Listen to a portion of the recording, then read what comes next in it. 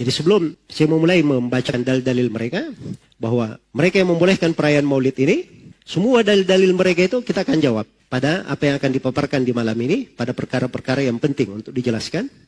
Kita akan terangkan, tapi kita akan jawab dengan dua jawaban. Ada jawaban global, dan ada jawaban apa? Jawaban terperinci. Ada jawaban secara mujmal, al-jawabul mujmal, dan ada al-jawab al-mufassal. Jawaban secara terperinci. Jawaban globalnya dikatakan bahwa seluruh dalil yang dipakai oleh para ulama yang menganggap boleh maulid itu, boleh perayaan maulid itu adalah sebenarnya sama sekali tidak bisa disebut sebagai dalil. Maka ini jawaban globalnya. Karena kalau itu disebut sebagai dalil, ini repot, pembahasannya panjang sekali. Artinya apa? Besar konsekuensinya kalau kita sebut itu sebagai dalil. Jangan ada yang mengatakan, subhanallah, kalau antum tidak sebut sebagai dalil, berarti antum ini betul-betul bersombong sekali. Mau lebih pandai daripada Al-Hafidh Ibnu Hajar, As-Sakhawi, As-Suyuti. Dia sebut nama-nama. Tapi yang berucap ini tidak pernah berpikir, kau mau lebih pandai daripada Nabi sendiri? Mau lebih pandai daripada Abu Bakar, Umar, Uthman, Ali? Sekarang mereka bacakan ayat-ayat. Dalil kami, yang pertama, tentang bolehnya maulid, ayat ini. Yang kedua ayat ini. Yang ketiga ayat ini. Yang keempat hadits ini, hadits ini, hadits ini. Ini sekarang ayat-ayat yang kalian baca, itu tidak pernah dibaca oleh 3 generasi pertama. Kalian paham tafsirnya, mereka tidak paham. Ini hal berat, kita terima hal itu dari mereka. Jadi kalau misalnya hal itu ditolak oleh para ulama yang melarang maulid, itu jelas penolakan mereka. Pengagungan terhadap Nabi SAW dan para as-salaf, rahimahumullahu ta'ala. Karena itu di dalam menafsirkan ayat, tidak boleh seorang itu sembarangan. Tidak boleh dia sembarangan di dalam menafsirkan dari ayat-ayat Al-Quran. Karena itu dikatakan oleh Ibnul Qayyim rahimahullahu ta'ala, mengadakan penafsiran tentang kitab Allah. Yang para as-salaf dan para a'imah menyelisih penafsiran tersebut, ini membawa 2 konsekuensi. Konsekuensi yang pertama, penafsiran itu pasti salah. Dan konsekuensi yang kedua, berarti para as-salaf itu yang menyelisihinya itu pasti salah. Jelas ya? Hanya ada 2. Sekarang kalau ada yang menafsirkan, dia baca misalnya ayat, وَذَكِّرْهُمْ بِأَيَّامِ Masya Allah. Kadang ada yang pembahasan maulid bawakan ayat ini, cakep sekali suaranya membaca. Ingatkanlah mereka dengan hari-hari Allah. Di antara hari-hari Allah adalah apa? Hari-hari Allah itu nikmat-nikmat Allah katanya. Dan di antara nikmat Allah yang paling besar adalah siapa? Lahirnya Nabi Muhammad sallallahu alaihi wasallam. Kenapa kita tidak merayakannya? Ada lagi yang membacakan ayat tentang Nabi Isa alaihissalam di surah As-Saff. Wa mubasysyiran bi rasuli ya'ti min ba'di ismuhu Ahmad, memberi kabar gembira seorang rasul yang datang setelahku, namanya Ahmad. Tidakkah kita bergembira dengan datangnya Nabi Muhammad? Nabi Isa saja memberi kabar gembira kepada umatnya. Ini sekarang bilang aja ini ayat-ayat tidak pernah dibaca oleh para sahabat Rasulullah sallallahu alaihi wasallam. Kok mereka tidak ada yang berdalilkan dengan ayat-ayat itu tentang perayaan maulid? Jelas ya? Jadi hanya ada 2 kemungkinan. Ucapan kalian benar atau para sahabat yang salah. Iya. Tidak mungkin ada yang berkata mereka benar. Dan saya tidak menyangka ada orang yang mengatakan bahwa dirinya benar. Dia salahkan para salaf. Jadi ini perkara penting ya di dalam penafsiran. Dan ini kaidah berjalan di tengah para ulama rahimahumullahu ta'ala. Kata al-imam Al-Hafidh Ibnu Abdul Hadi di dalam kitabnya As-Saril Munki fi Raddi ala Subuki. Kata beliau, wala yajuzu ihdatsu ta'wilin fi ayatin aw sunnatin lam yakun ala ahdi salaf wala arafuhu wala bayyanuhu lil ummah. Tidak boleh sama sekali mengada-adakan penafsiran terhadap sebuah ayat atau terhadap sebuah sunnah yang tidak pernah ada di masa para as-salaf. Dan mereka tidak mengetahuinya. Dan mereka tidak menjelaskannya kepada umat. Mereka tidak menjelaskannya kepada umat. Ini kalimatnya detail ya. Jadi tidak ada di masa salaf, mereka tidak tahu dan mereka tidak pernah jelaskan. Mungkin saja dia berkata, oh mereka tahu tapi tidak mereka jelaskan. Tidak. Kalau mereka tahu pasti mereka jelaskan. Masa mereka menyembunyikan makna ayat? Tidak mungkin. Jelas ya? Ya kalau misalnya ayat itu ada, وَذَكِّرْهُمْ بِأَيَّامِ itu artinya perayaan maulid, mereka pasti sebut. Sama dengan ayat qul bi fadlillahi wa bi rahmatihi fabidzalika falyafrahu. Katakanlah dengan keutamaan Allah dan dengan rahmatnya, hendaknya dengan itu bergembira. Ternyata para ulama as-salaf mereka ada penafsiran terhadap ayat-ayat itu semua. Tidak ada sama sekali yang mengucapkan, menghubungkannya dengan apa? Dengan maulid. Ini jawaban global. Kita tidak boleh mengaku lebih pandai daripada mereka. Jelas ya? Dan tidak boleh ada yang berbuat seperti itu. Karena itu dari jalannya para as-salaf rahimahumullahu ta'ala, mereka itu betul-betul komitmen. Sebagaimana datangnya perintah.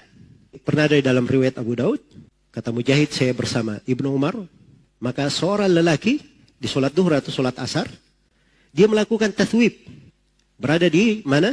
Di pintu-pintu masjid. Memanggil, sholat. Dia di pintu masjid. Dia panggil orang, sholat. Apa kata Ibnu Umar? Ayo kita keluar. Faina hadihi bid'ah. Sungguhnya ini adalah bid'ah. Perhatikan bagaimana tanggapan mereka terhadap hal-hal yang seperti itu. Jadi yang pakai dalil-dalil umum. Repot ya kalau seorang memakai dalil-dalil umum. Mencocoki syariat itu, dia harus mencocoki. Yang dikatakan mencocoki syariat itu pada 6 hal. Mencocoki syariat. Mencocoki pada sebabnya, pada jenisnya, pada kaifiatnya, pada bentuknya, pada waktunya dan pada tempatnya. Itu harus dilihat syariat pada 6 hal ini. Jangan keluar darinya. Ya kalau misalnya ada yang berkata, enggak apa-apa saya sholat duhur, setelah sholat subuh, saya sambung saja sholat duhur. Daripada saya ketiduran, saya sambung saja. Ini boleh atau tidak? Tidak boleh. Kenapa? Karena ini tidak mencocoki tempat. Kalau ada yang menambah sholat duhur jadi 6 rakaat, boleh atau tidak? Tidak boleh. Semuanya berkata tidak boleh. Kenapa? Karena Nabi hanya menuntunkan 4 rakaat. Jelas ya? Kalau misalnya ada yang berakikah dengan menyembelih unta, bagaimana? Boleh atau tidak? Tidak boleh. Akikah itu dengan kambing. Walaupun unta lebih mahal, tidak bisa. Tidak syah. Hanya dengan kambing saja syah. Jelas sampai sini? Baik. Jadi ini pintu ditutup di dalam agama. Karena itu diriwayatkan oleh Imam Ad-Darimi dengan sanad yang sahih. Awal bid'ah amali yang terjadi di Kufa, orang yang duduk di masjid itu berzikir, bertahlil, bertasbih, bertakbir. Ibnu Mas'ud mengingkarinya. Beliau berkata kepada orang-orang yang duduk itu, betapa kasihannya kalian wahai umat Nabi Muhammad. Ini pakaian Nabi kalian, belum lagi usang, bejananya belum lagi pecah. Maksudnya belum lama meninggal.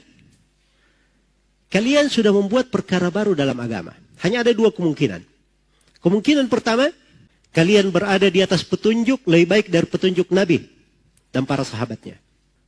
Dan kemungkinan yang kedua, kalian ini muftatihu babi dhalalah. Orang yang membuka pintu kesesatan. Hanya ada 2 kemungkinan. Jelas ya?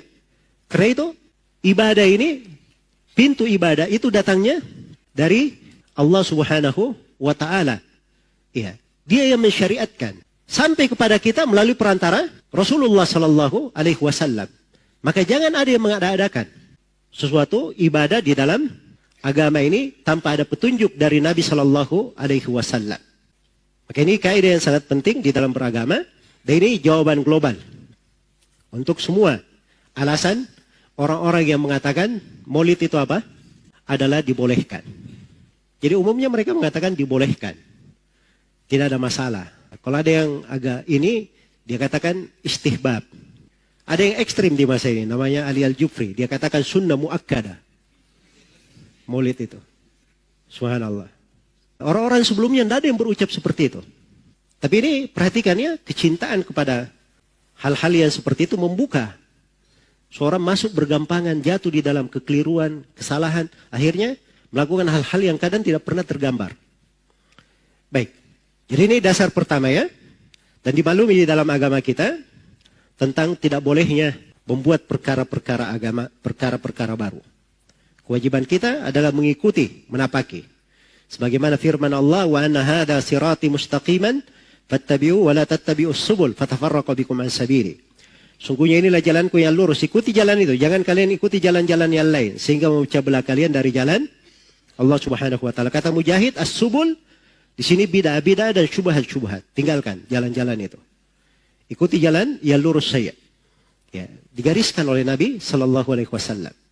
Kata beliau, man ahdatha fi amrina hadha ma laysa minhu fa huwa raddun. Siapa yang mengada-adakan perkara baru di dalam agama kami ini, apa yang bukan darinya, maka itu adalah tertolak. Hadits Aisyah riwayat Bukhari Muslim. Dalam riwayat Muslimnya Beliau bersabda, "Man amila amalan laisa alaihi amruna fahuwa raddun." Siapa yang beramal dengan sebuah amalan tidak dibangun di atas perkara kami, maka itu adalah tertolak. Dan di Sahih Muslim, Nabi setiap Jumat beliau berkata, "Inna khairal hadithi kitabullah." Sebaik-baik pembicaraan adalah kitab Allah. Wa khairal hadi hadi Muhammadin sallallahu alaihi wasallam. Sebaik-baik petunjuk adalah petunjuk Nabi Muhammad sallallahu alaihi wasallam. Wa syarral umuri muhdatsatuha. Sejelek-jelek perkara adalah yang diada-adakan. Wa kullu bid'atin dhalalah. Setiap bid'ah adalah sesat. Dalam riwayat An-Nasai ada tambahannya, wa kullu dhalalatin finnar. Setiap yang sesat tempatnya di dalam neraka. Di dalam hadits Ibn Sariyah, riwayat Abu Daud dan At-Tirmidzi, Rasulullah sallallahu alaihi wasallam bersabda dalam wejangan beliau yang masyhur, kata beliau, "Fa innahu may ya'ish minkum fasayara ikhtilafan katsira. Fa'alaikum bi sunnati wa sunnatil khulafa'ir rasyidin al-mahdiyyin min ba'di. Tamassaku biha 'addu 'alaiha bin nawajid wa iyyakum wa muhdatsatil umur fa inna kulla muhdatsatin bid'ah wa kulla bid'atin dhalalah." Sungguhnya siapa di antara kalian yang hidup setelahku, maka dia akan melihat perselisihan pendapat yang banyak. Hendaknya kalian berpegang dengan sunnahku dan sunnah para khulafa ar-rasyidin yang mendapat petunjuk setelahku. Peganglah dengan kuat, gigitlah dengan gigi geraham kalian. Gigi geraham itu yang paling kuat ya, dari gigi. Disuruh menggigitnya dengan kuat. Dan hati-hati kalian dari perkara baru. Sebab setiap perkara baru adalah bid'ah dan setiap bid'ah adalah apa? Adalah kesesatan.